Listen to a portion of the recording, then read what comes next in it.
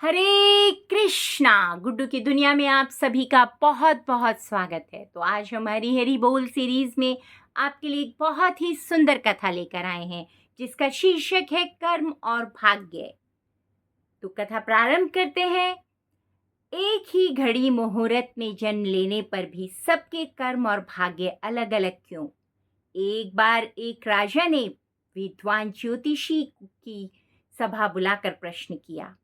मेरी जन्म पत्रिका के अनुसार मेरा राजा बनने का योग था। मैं राजा बना, किंतु उसी घड़ी मुहूर्त में अनेक जातकों ने जन्म लिया होगा जो राजा नहीं बन सके। क्यों? इसका क्या कारण है? राजा के इस प्रश्न से सब निरुत्तर हो गए। अचानक एक वृद्ध खड़े हुए और बोले, महाराज, आपको यहाँ से कुछ दूर घने जंगल में एक महात्मा मिलेंगे। उनसे आपको उत्तर मिल सकता है। राजा ने घोर जंगल में जाकर देखा कि एक महात्मा आग के ढेर के पास बैठकर अंगार गरम गरम कोयला खाने में व्यस्त हैं। राजा ने महात्मा से जैसे ही प्रश्न पूछा, महात्मा ने क्रोधित होकर कहा, तेरे प्रश्न का उत्तर आगे पहाड़ियों के बीच एक और महात्मा है, वो दे सकते हैं। राजा की जिज्ञासा और बढ़ गई।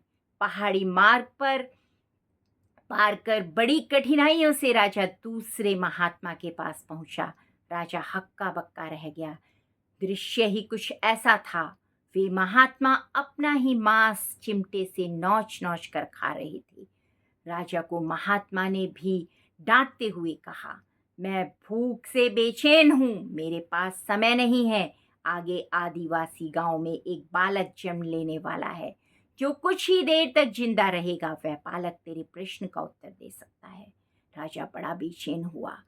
बड़ी अजब पहेली बन गया मेरा प्रश्न। उत्सुकता प्रबल थी।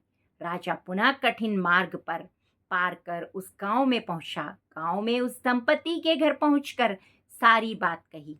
जैसे ही बच्चा पैदा हुआ, दंपति ने नाल सहित बालक राजा के सम्मुख उपस्थित किया। राजा को देखते ही बालक हंसते हुए बोलने लगा, राजन, तेरे पास भी मेरे पास भी समय नहीं है, किंतु अपना उत्तर सुन लो। मैं और दोनों महात्मा 7 जन्म पहले चारों भाई राजकुमार थे।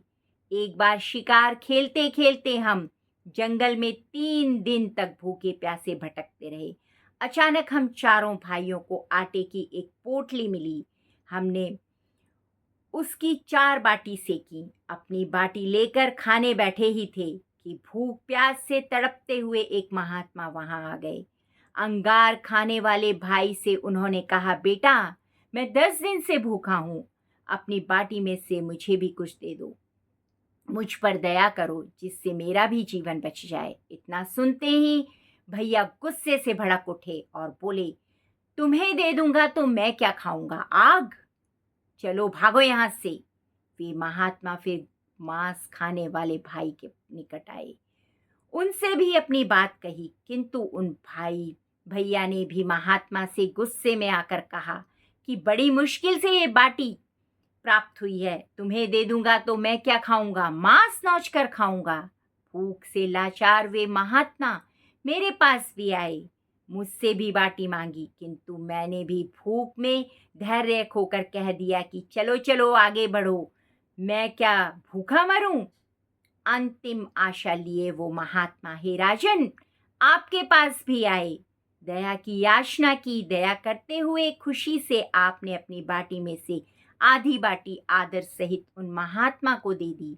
बाटी पाकर महात्मा बड़े खुश हुए और बोले, तुम्हारा भविष्य तुम्हारे कर्म और व्यवहार से फलेगा।